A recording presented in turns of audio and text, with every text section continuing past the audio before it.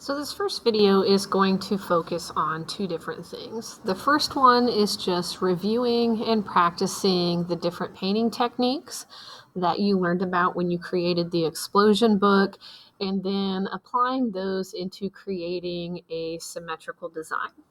All right, so it's also going to focus on understanding balance and how to create a design with symmetrical balance. So this video is going to focus on the balance aspect of this painting. Balance is just distributing the visual weight in a composition. So when you arrange things in an artwork, you really need to think about how they are placed and how that balances out the overall image. Each part of your composition should work with the other parts so that things appear equal and harmonious when we think about how they're balanced. And there's three types of balance. There's symmetrical balance, where each half is identical and the same. They just happen to be a mirror image. There's asymmetrical balance, where things are not mirror images. They seem kind of more unequal, but the balance still works. And then the last one is radial. So with radial balance, everything is kind of equally arranged to balance around a fixed point. So that tends to create a circular design. For this first painting, you are going to focus on creating a symmetrical design.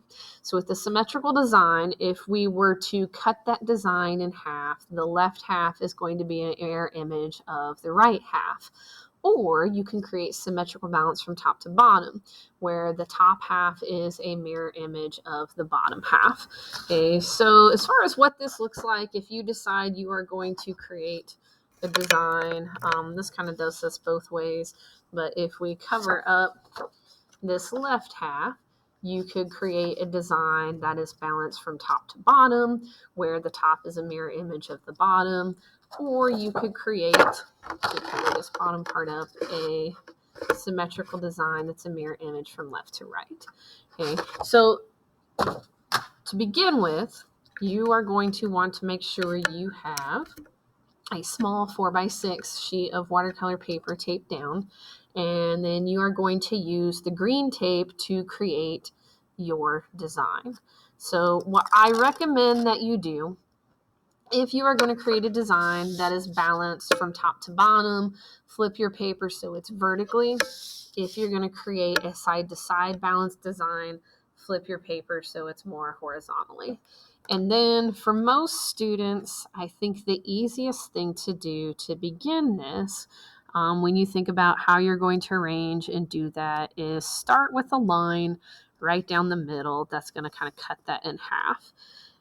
Okay, and then, so you can either get a ruler and measure that out, or if you want, which is kind of what I'm doing, you can just kind of take a look at and like estimate and eyeball it to make sure it seems somewhat close to equal on left and right. And then whatever you do on one side, so for example, if I would like to start here and make a line that angles off to the side.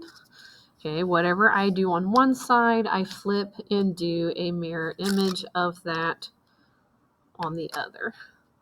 So I'm going to start with my tape right about that. I'm going to estimate about this exact same amount of space so that I have a triangle that seems to be equally on that side.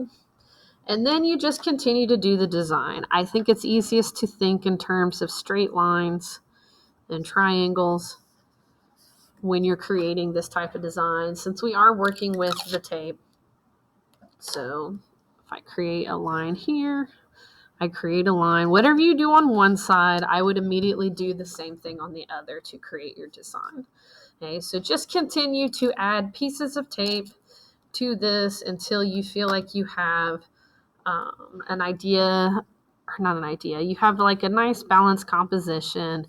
I would try to make sure you equally distribute the amount of space, break it up, just to make it interesting. And